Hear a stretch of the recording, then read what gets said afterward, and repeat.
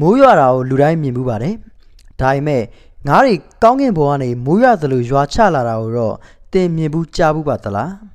မယုံနိုင်တရားကောင်းတယ်လို့ထင်ရပေမဲ့ကမ္ဘာပေါ်မှာတကယ်တမ်းကောင်းကင်ကနေငါးတွေကျလာတဲ့ဖြစ်ရပ်တွေရှိပါတယ်အချို့နေရာတွေမှာမိုးရွာပြီးတဲ့နောက်မြေပြင်ပေါ်မှာငါးတွေအပြည့်ပဲဖြစ်နေတတ်ပါတယ်ဒီဖြစ်ရပ်ကိုလူတွေကငါးမိုးရွာတယ်လို့ခေါ်ကြပါတယ်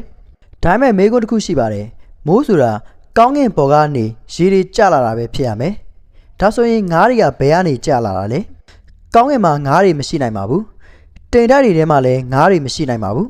ဒါဆိုရင်မိုးရွာပြီးတဲ့နောက်မြေပြင်ပေါ်မှာငါးတွေအများကြီးတွေ့ရတာဘယ်လိုလုပ်ပြီးဖြစ်နိုင်မှာလဲဟွန်ဒူရက်စ်နိုင်ငံမှာအဲ့ဒီလိုငါးမိုးတွေရွာတဲ့ထူးဆန်းတဲ့ဖြစ်ရပ်တစ်ခုဟာနှစ်တိုင်းဒီပါဖြစ်လေရှိပါတယ်မုန်တိုင်းကြီးတစ်ခုလာတယ်လေပြင်းတွေလည်းတိုက်တယ်မိုးတွေလည်းအရမ်းရွာတယ်မုန်တိုင်းပြီးသွားတဲ့အချိန်မှာတော့လူတွေအပြင်ထွက်ကြည့်လိုက်တဲ့အခါမှာမြေပြင်ပေါ်မှာငါးတွေအပြည့်ဖြစ်နေတာကိုတွေ့ရပါတယ်လူတွေကအဲ့ဒီနေ့ကိုပွဲတော်တောင်မှလှုပ်လိုက်ကြပါသေးတယ်ဒါဟာသူတို့အတွက်တော့ကောင်းကင်ကပေးတဲ့လက်ဆောင်လိုပဲဖြစ်ပါတယ်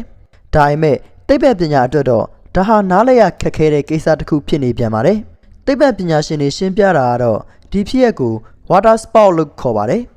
water spout ဆိုတာရေကန်ပင်လယ်သမုဒ္ဒရာပေါ်မှာဖြစ်လေရှိတဲ့လေပွေတစ်မျိုးပါပဲအဲ့ဒီလေပွေကနေရေတွေကအရာဝတ္ထုတွေကိုအပေါ်ကိုဆွဲတင်သွားနိုင်ပါတယ်ဥပမာငါးတွေဖားတွေပဇွန်တွေရေတွေပြီးတော့ကြောက်သေးသေးလေးကိုတောင်မှကောင်းကင်ဘက်ကိုဆွဲတင်သွားနိုင်ပါတယ်ပြီးရင်အဲ့ဒီလေပွေအားနဲ့သွားတဲ့အချိန်မှာအဲ့ဒီအရာတွေဟာမိုးအဖြစ်မြေပြင်ပေါ်ကိုပြန်လဲကျရောက်လာပါတယ်အဲ့ဒါကြောင့်မလို့ငါးမိုးဖြစ်နိုင်တယ်လို့သိပ္ပံပညာရှင်တွေကယူဆထားကြပါတယ်ဒါပေမဲ့ထူးဆန်းတဲ့အချက်တစ်ခုရှိပါသေးတယ်ငါးမိုးဖြစ်တဲ့နေရာတွေမှာကျလာတဲ့ငါးတွေကတော့တူညီတဲ့ငါးတစ်မျိုးတည်းဖြစ်နေတာပါအချို့နေရာတွေမှာဆိုရင်မျက်စိမမြင်တဲ့ငါးတွေပဲကျလာတယ်လို့ဒေသခံတွေကပြောကြပါတယ်ဒါကြောင့်မလို့သိပ္ပံပညာရှင်တချို့ကဒီငါးတွေဟာပင်လယ်တွေကလာတာမဟုတ်ဘဲနဲ့မြေရောက်ရေလှိုင်းထဲမှာနေတဲ့ငါးတွေဖြစ်နိုင်တယ်လို့ယူဆကြပါတယ်ဆိုလိုတာကတော့မုန်တိုင်းကမြေအောက်ကငါးတွေကိုပါအပေါ်ကိုဆွဲတင်နိုင်တယ်လို့ယူဆနေကြတာပါဒါပေမဲ့ဒီ theory ကိုတော့အခုထိတော့ဘယ်သူမှအတည်မပြုနိုင်သေးပါဘူးငါးမိုးရွာလေးရွာစားရှိတဲ့နေရာတွေကတော့ဟွန်ဒူရက်စ်နိုင်ငံတနိုင်ငံနဲ့မဟုတ်ပါဘူးမက္ကဆီကိုဂျပန်အိန္ဒိယဩစတြေးလျနဲ့အမေရိက